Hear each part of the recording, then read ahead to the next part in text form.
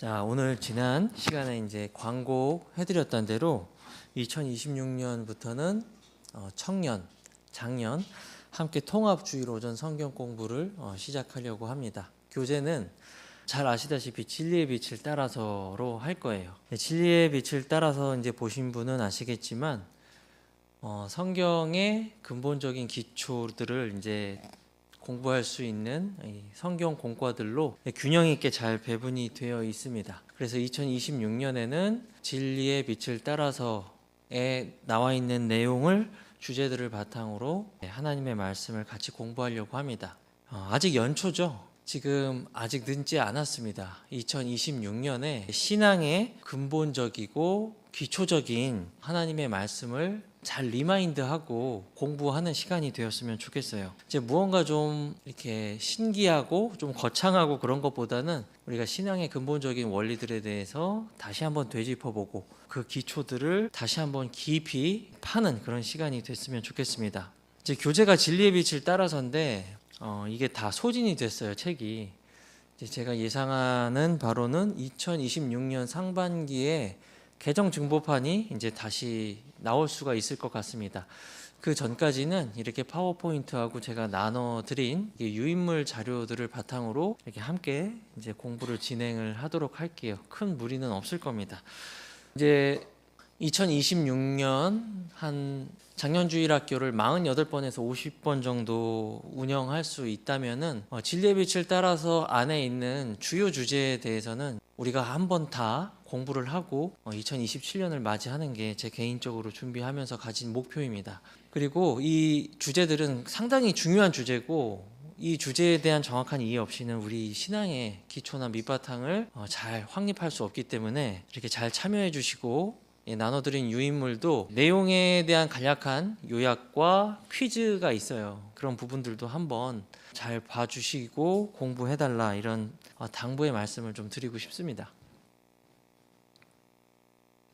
자, 첫 번째 주제예요. 성경 하나님의 말씀이라는 주제입니다. 우리가 신앙의 근본 원리를 다루고 공부하는 데 있어서 첫 번째 주제로 하나님의 말씀인 성경을 다룬다는 것은 너무나도 당연해 보입니다. 그렇죠? 그래서 우리가 첫 번째 시간 성경의 주제를 다룰 거고요. 먼저는 좀 질문으로 시작해 보도록 하겠습니다. 첫 번째 중요한 질문입니다. 여러분 스스로에게도 한번 해보셔요. 유한한 인간이 어떻게 무한하신 하나님을 알 수 있을까?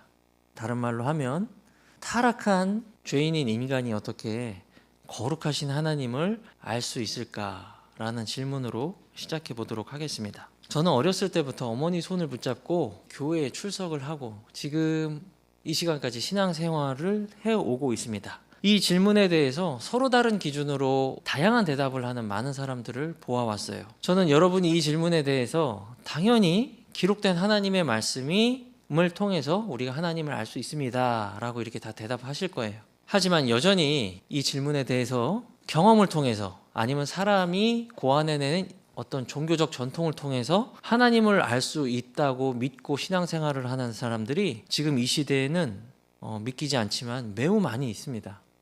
자, 그렇기 때문에 아주 기초적이고도 이 중요한 질문에 대해서 내가 대답을 하지 못한다면은 나의 신앙생활은 첫 단추가 잘못 끼워져 있을 수밖에 없다는 것이죠. 우리가 하나님의 말씀을 떠나서 내 개인의 경험이나 아니면은 사람이 고안해낸 어떤 종교적 전통이나 경험을 기반으로 한다면 그것은 바른 기초 위에 세워져 있는 신앙생활은 아니라는 것이죠. 이 질문은 굉장히 중요합니다. 왜냐하면은 듣는 사람으로 하여금 우리가 계시의 필요성에 대해서 주지시켜 주기 때문입니다. 우리가 계시의 필요성에 대해서 알지 못한다면은 우리가 그 계시의 중요한 의미에 대해서도 알지 못할 것이기 때문이죠. 왜 사람에게 계시가 필요합니까? 첫째는 인간은 죄인이기 때문입니다. 사람 모두는 타락한 상태에서 태어났습니다.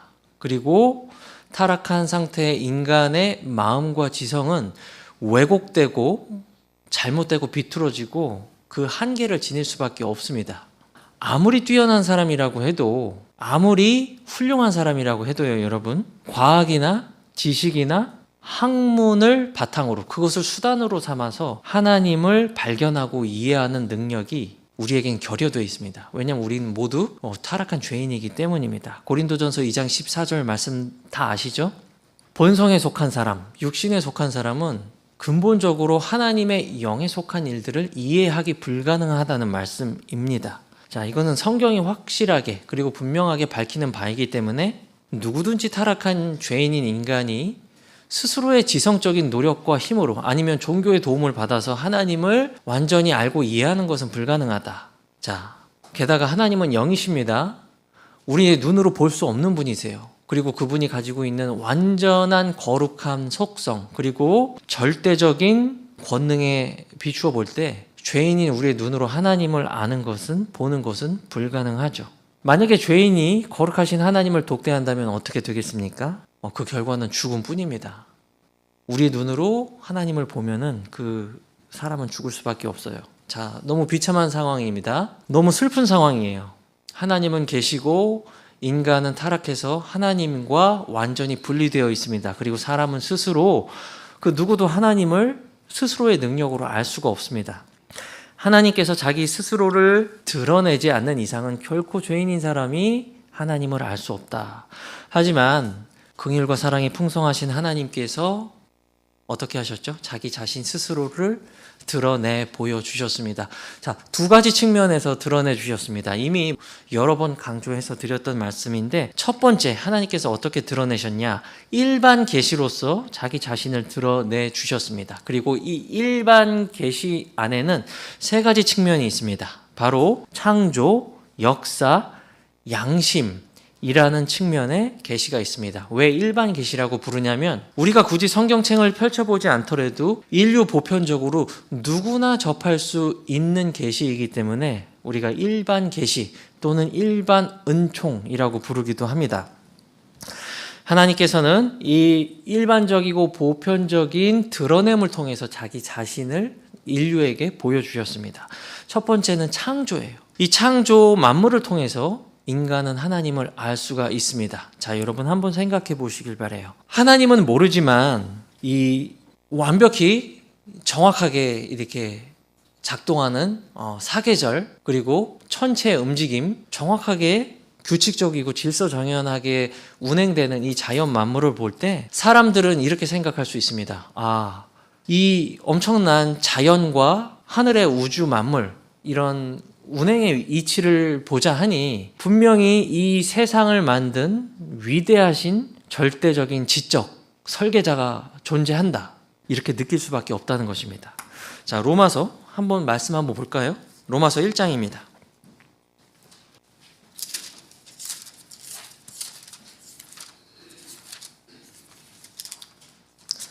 로마서 1장 20절 제가 읽어드리겠습니다. 이는 그분의 보이지 아니하는 것들 곧 그분의 영원하신 권능과 신격은 세상의 창조의 시작부터 분명히 보이며 만들어진 것들을 통하여 깨달아 알 수 있으므로 그들이 변명하지 못하기 때문이라, 이렇게 말씀하고 있죠. 이 세상 사람들은 성경은 없지만 하나님의 존재에 대해서는 변명하거나 핑계할 수가 없습니다. 나중에 하나님 앞에 섰을 때는요, 누구도 하나님은 이 세상에 없습니다 라고 말할 수 없습니다. 왜냐하면 이 피조되고 이 만들어진 세계를 통해서 그분의 영광과 권능과 능력이 분명히 드러나 있기 때문이죠. 그런데 자연 만물을 통해서 보여지고 있는데도 사람들은 하나님을 알되 그분을 영화롭게도 하지 아니하고 그리고 감사치도 아니하고 도리어 어떻게 하죠? 두 발 달린 짐승이나 심지어 곤충에 이르기까지 피조물들을 숭배하는 그런 굉장히 큰 악을 벌이죠. 그래서 로마서 1장, 2장, 3장은 무엇을 말하죠? 모든 사람이 죄 아래 있다라고 말씀하고 있습니다. 자, 그리고 두 번째로 하나님께서는 역사를 통해서 자기 자신을 드러내십니다. 여러분 역사를 공부해 보셔서 아시겠지만 이 세상에서 지금 이 순간까지 자신의 패권과 문명을 유지해온 나라를 보신 적 있나요? 없죠.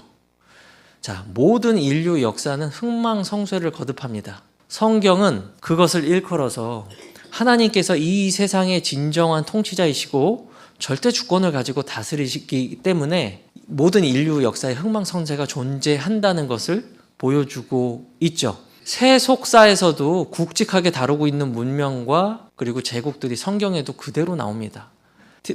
나일의 문명이든지 메소포타미아 문명이든지 아시리아, 바빌론, 그리스, 로마 대부분의 문명과 제국들이 존재합니다. 그런데 영원하지 않습니다. 어느 순간 흥했다가 어느 순간은 쇠퇴하죠. 성경은 그것을 하나님께서 진정한 통치자가 되셔서 이 역사를 주관하고 있기 때문이다 라고 보여지고 있죠. 자, 역사를 통해서 하나님을 알 수 있는 가장 비중 있고 중요한 요소는 바로 이스라엘이라는 나라입니다. 제가 방금 말씀드렸죠. 영원히 존재하는 나라는 없습니다. 그런데 지금 이 이스라엘이라는 나라는 수천 년 만에 자신들의 종교, 문화, 언어를 가지고 성경에 기록된 말씀대로 고토로 돌아와서 대환란을 맞이할 준비를 지금 하고 있습니다.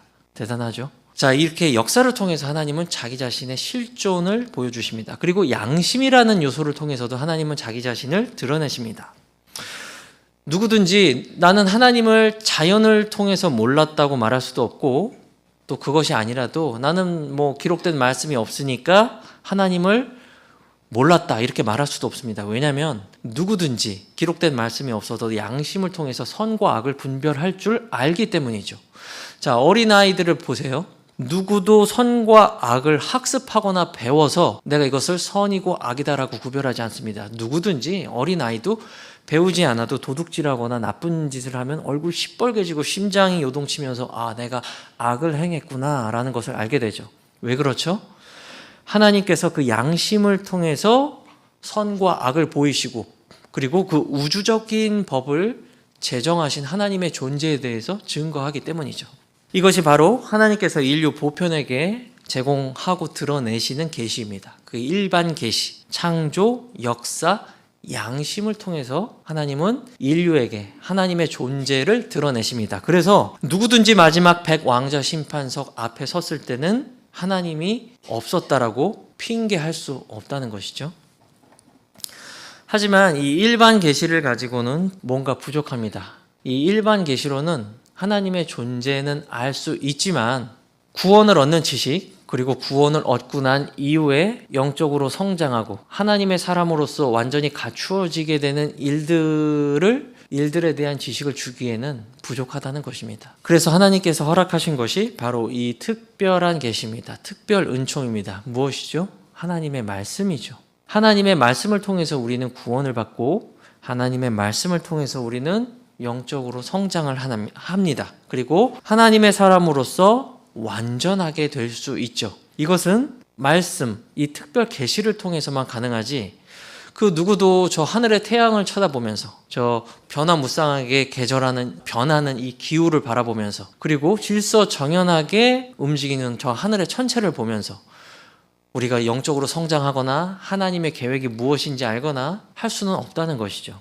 그래서 자연, 역사, 양심을 통해서 우리는 하나님의 존재를 희미하게 알 수 있습니다. 더듬어 알 수 있습니다.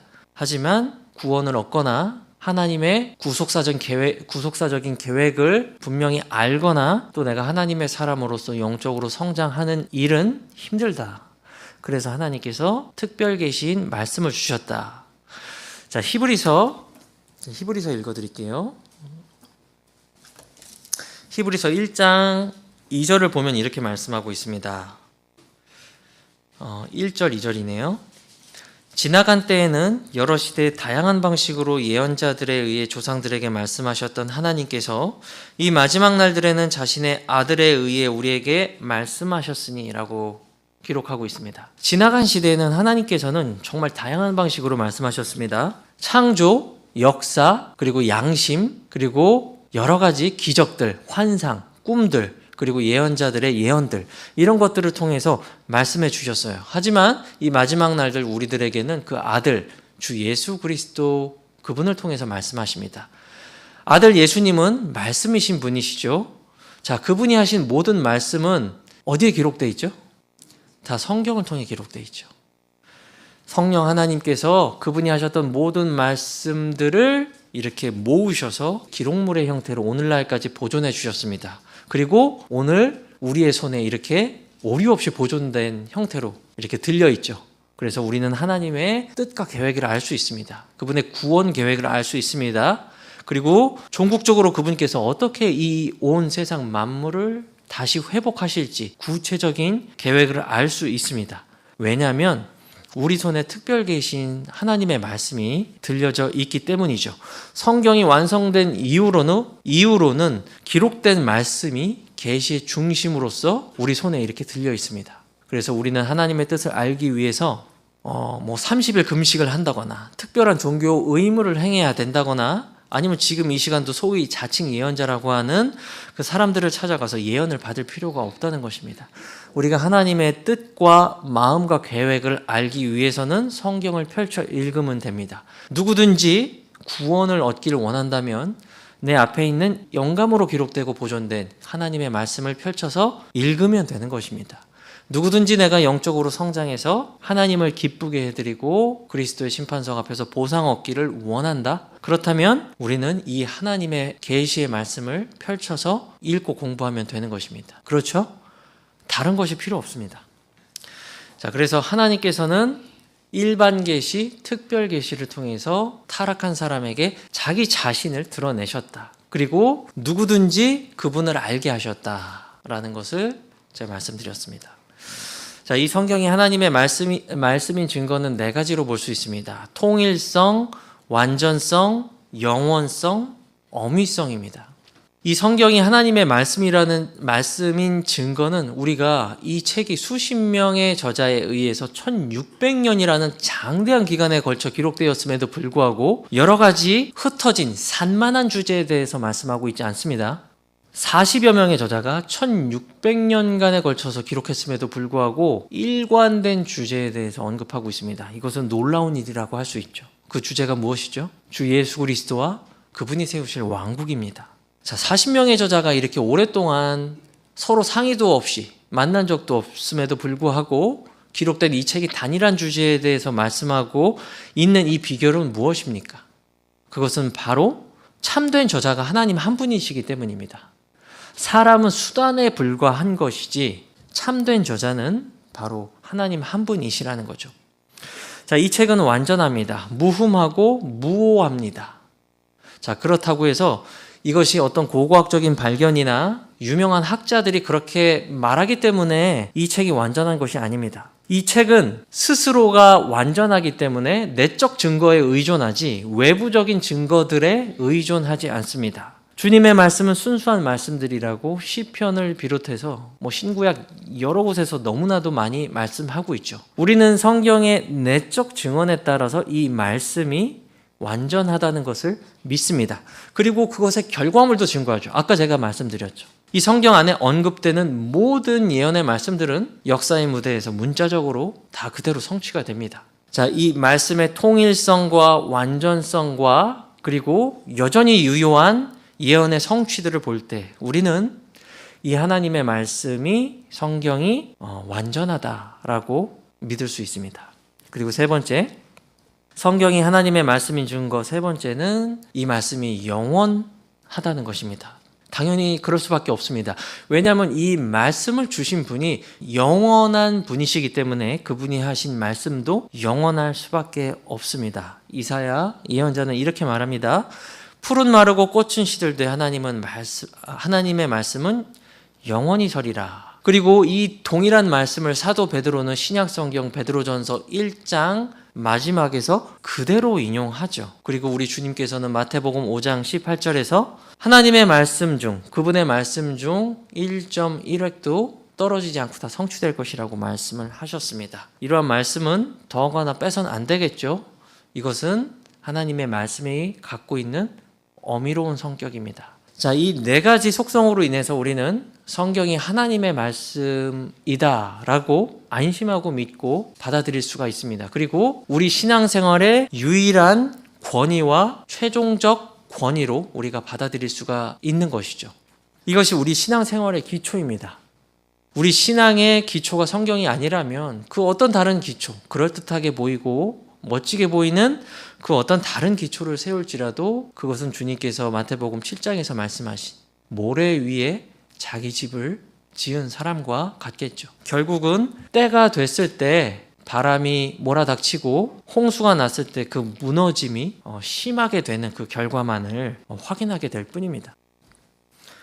자, 모든 성경 기록은 하나님의 영감으로 주어졌습니다. 그러나 이것만으로는 충분하지 않죠.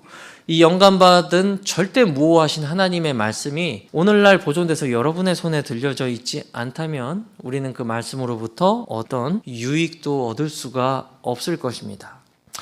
자, 그렇다면 하나님께서는 이 말씀을 어떻게 보존해 주셨을까요? 주님께서는 마태복음 28장 19절 20절에서 지역교회에게 지상명령을 주셨습니다. 이 지상명령의 골자는 세 가지예요. 첫 번째는 가르치라는 것이고, 두 번째는 믿고 거듭난 자들에게 침례를 주라는 것이고, 마지막 세 번째는 명령한 것들을 가르쳐 지키게 하라는 것입니다. 자, 여기서 세 번째 포커스를 두고 제가 말씀을 드리겠습니다. 여기서 지키게 하라라는 거의 원어의 뜻은 두 가지 측면의 뜻을 가지고 있습니다. 첫 번째는 practice입니다.